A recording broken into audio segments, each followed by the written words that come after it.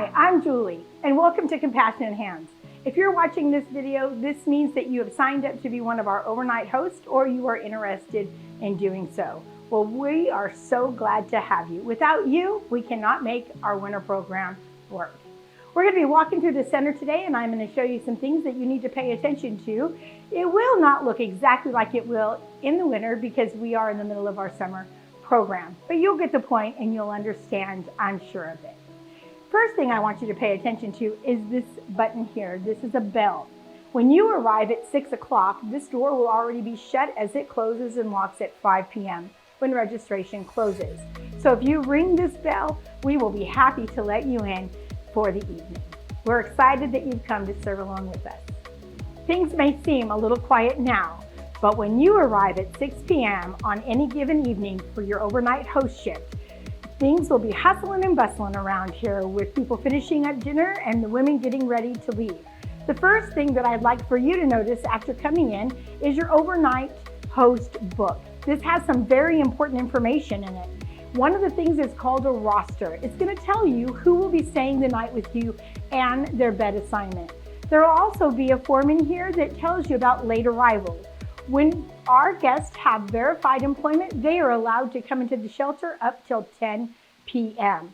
So please make sure you make yourself very familiar with this. Also, anything that happens during the night, good or challenging, there's a place in here for you to make notes in your overnight host note section. Those notes are very important to us.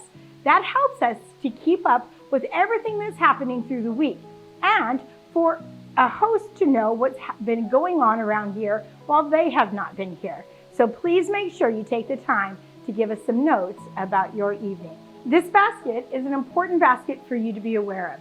This is where the bus key is located.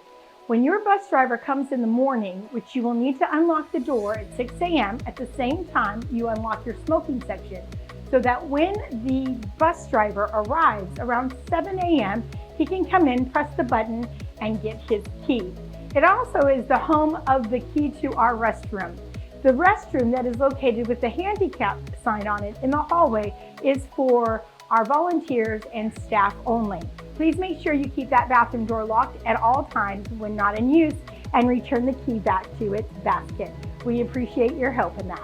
This is our secure room. You will find the code to our secure room located in your overnight host book. This room is where we keep a couple different things that you need to be aware of. The first thing that we keep in here is medication. The same kind of medication you would find in your medicine cabinet at home. So if one of our guests has an upset tummy or a headache or needs a Band-Aid, this is where you're going to find all of those supplies. The second important thing that you need to know that is kept in this room is any weapons.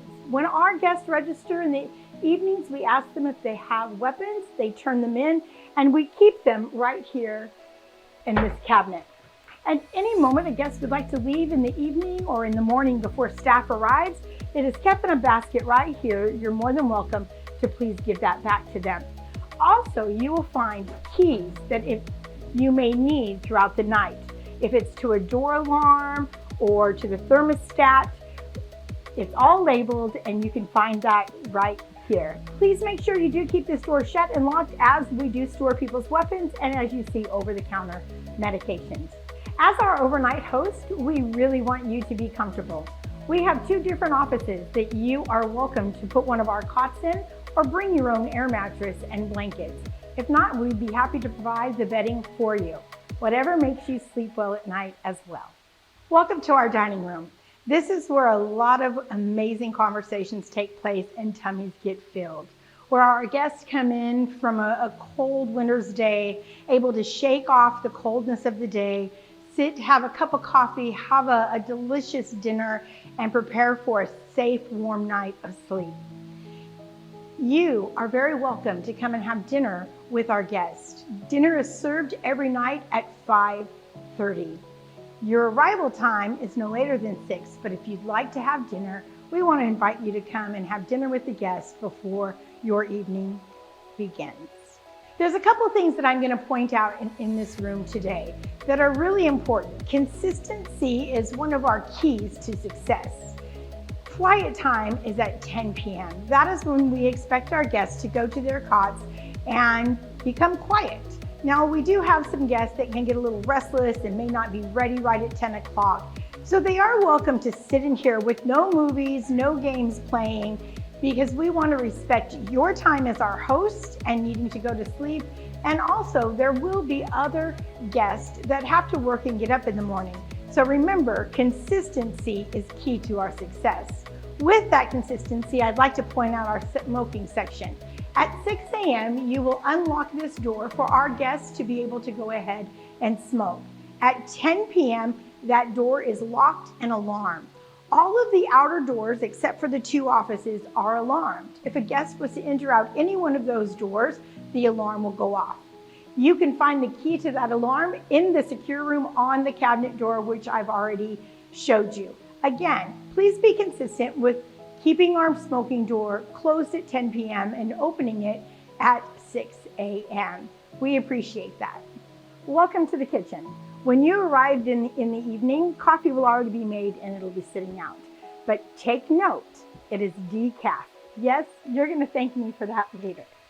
If our guests ask you to make more coffee during the evening, please make sure you take notice of the container that has the black check mark. It may look like regular caffeinated coffee, but it's not. This is where we keep our decaffeinated. So in the morning, when you want them caffeinated, make sure you grab the container without a check mark. It could be either size. Just look for the check mark. Coffee is really, really simple. Inside your container, you'll find your little pump that goes right inside there. You stick your coffee right underneath here, or your pot, and then you fill it with your coffee, you slide it right here, and you hit the button. If at any time you don't remember that, there's instructions on the wall, so you should have no problem. That reminds me that at 6 a.m., after you've opened your smoking section, breakfast needs to be served no later than 7 a.m. That's the exact time that our bunk rooms will close, and our bus driver will be arriving to pick up the bus key to retrieve the ladies to bring them back here on site. Our staff will be arriving at 7:30 a.m. In the winter, this room will have dual purposes. When our guests first arrive, this room will be set up as a dining room where they will be able to enjoy their dinner. As soon as the ladies leave by 6:30 in the evening, after dinner is served, the gentleman guest will then take this room and they will flip it from a dining room to a bunk room. We want our guests to do most of the work, so go ahead and encourage them to do that. In the morning, they will also have to do the same thing. They will take this bunk room when they get up and they will flip it back to a dining room. Our bunk rooms need to be closed no later than 7 a.m. When our guests arrive in the evening, they are welcome to sign up to have laundry or showers. Now, our men's shower does not start until 6:30 p.m. when the bunk room is open, due that the women are still here on site. So when you arrive, part of what you will be helping with is to make sure that you work through the shower list that the gentlemen are able to rotate in their showers. We expect their showers to be no more than 15 minutes so that everybody has an opportunity to shower. They also can shower from 6 to 6:45 in the morning need be in an emergency. Bunk rooms do close at 7 a.m. When our guests arrive, they take their clothes and they are to sort them. They fill out a form and they put it inside the basket and they leave it here in the hallway, and we begin to start to work through their laundry. Showers will only be done at 6:30 after you arrive for our men. So that will be fully the host's responsibility to work through that shower list. Now, follow me here into our laundry room. We have a lot of different resources, but this is really important. When it comes to our hygiene products, whatever they need, shampoo, toothpaste, toothbrush, please go ahead, let them have those things. If they need to borrow some sleep pants, a t-shirt, we have those located in our cabinets. Remind them that they need to turn them back in so that they would be available again. This is the important part. Our guests will come in and begin to ask the host if they can have gloves or scarves or many other things that they may see sitting around in our storage room. We need to track and make sure exactly when and where our resources go. So if your reply would please be to our guests that staff will be in at 7:30 a.m. to help meet and take care of whatever needs that they may have. But again, please feel free to help them with any hygiene products that they may need. If it's not in this basket here, you'll find them along the wall in containers that are labeled. In the evening, you may have to help switch out some of the guests' laundry. The guests are not welcome to come inside the laundry storage area. That is for staff and volunteers alone. You will find some containers, some baskets like this that will have some signs that could say dirty or clean. If you need extra bedding through the night and one of these baskets say clean, that's the safe one to take it from. Also, our wash machine and dryer are really simple to use. So our wash machine, you throw in the clothes, you put in the laundry detergent that we provide, you shut, lock it, and you just hit the button.